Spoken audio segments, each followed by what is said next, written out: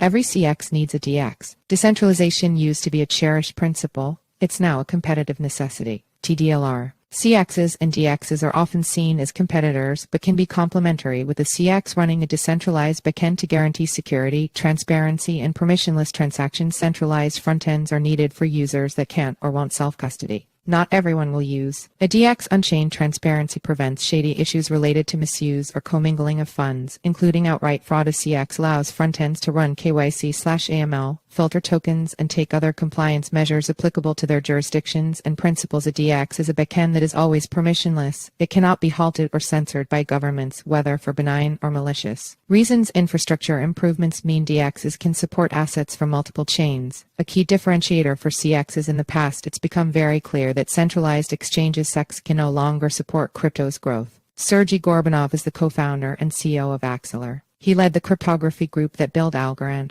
CEXs have lost billions in successive waves of attacks: external hacks MT, GOX, internal misuse of funds FTX, and now regulatory crackdown Binance and Coinbase. Their decentralized counterparts, DEX, defend against all three. Still, CEXs remain vital for users that don't want self-custody, and for operators who need jurisdictional compliance. To meet those needs and defend against the threats they face, CEXs now need a hybrid solution that integrates DX technology. Specifically, they need layers of smart contracts that can be put on-chain as the backend to a centralized front-end. This need is emerging just as new interoperability infrastructure makes this kind of integration possible. And it's why I say every CX needs a DX. Background on DXs and CXs. The first DXs emerged within months of the Mt. Gox hack being made public. They gained popularity as a way to stay safe and clear of CXs, which were seen as honeypots, pools of money that are attractive to hackers. Indeed, outside attackers lifted over $15 billion from Mt. Gox in generations of CXs that followed, according to data through 2020. However, the successors matured, and the threat of such CX hacks has greatly diminished. Today, CXs handle 10 to 100 times the notional volume that DXs traffic. Of course, there are other threats besides hacks. FTX imploded after a cadre of managers commingled and seemingly lost billions worth of customer funds on an affiliated hedge fund. Binance and Coinbase, the two largest exchanges, face existential threats from the world's most powerful financial regulator. Amazingly, DXs provide strong safeguards against all three of these threats: hacks, fraud, and regulatory overreach. And for the first time, they can compete on a feature that until now has set CXs apart: the ability to trade any token from any chain.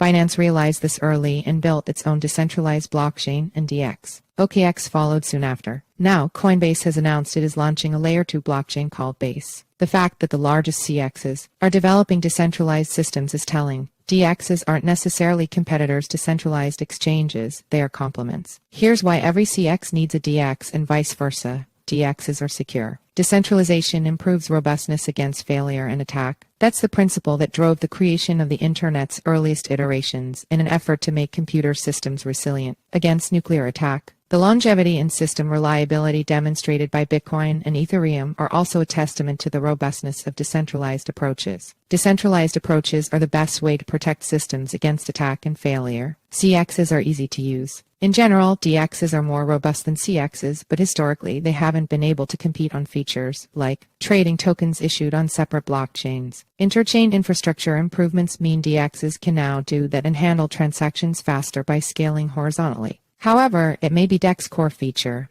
their decentralization, that keeps many users away. Not everyone wants to manage their own private keys. Whether measured in users or in dollars, mass adoption won't be a reality without custodial centralized on-ramps. DXs are transparent. Of course, one of the most successful custodial on-ramps is well-known FTX. Before its catastrophic failure, FTX was an astonishing success. The problem was these users had no way to verify how FTX was using their money. They deposited funds for trading, income, etc. But funds were gambled and lost. See also the future of the Ethereum virtual machine EVM in 2023 opinion on a DX transactions are published on-chain. Users can verify the integrity of their deposits and see where they are being used. Funds can still be commingled, but it's harder to hide that fact from users. Not every transaction needs to be recorded on-chain. But a DX running on the backend can provide periodic visibility into where funds are stored and how they are being used whenever the CX frontend settles to the backend blockchain on a regular basis. This could be similar to the way a rollup settles to its base chain. Users can verify their funds are safe using a block explorer. CEXs are compliant. On a DEX, integrating off-chain information can be difficult, requiring complex and fragile oracles. On a centralized exchange, it's easy.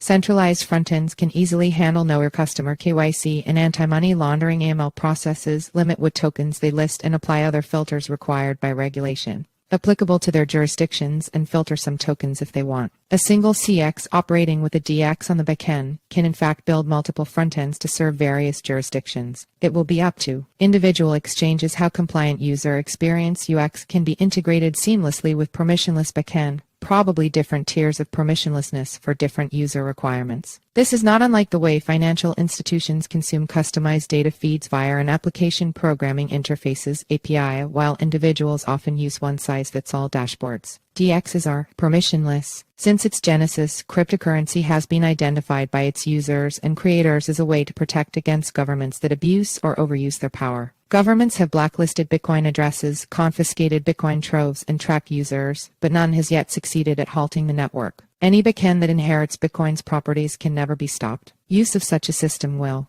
always be permissionless, i.e. without gatekeepers. This is why Bitcoin is used under regimes both benign and malicious for activities ranging from the dissident to the criminal, including law-abiding individuals simply warding off government incompetence. For centralized exchanges, a decentralized backend serves the same function.